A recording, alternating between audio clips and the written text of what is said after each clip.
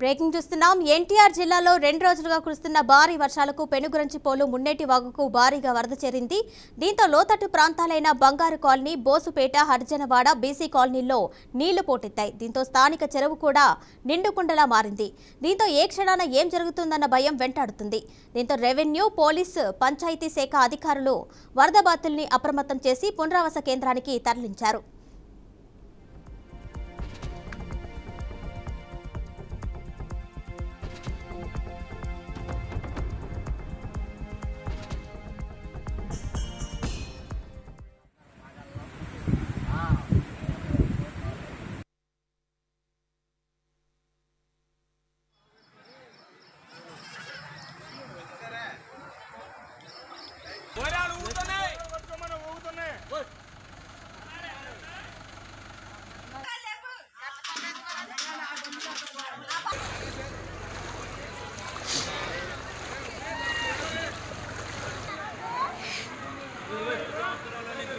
Bagian ID ya,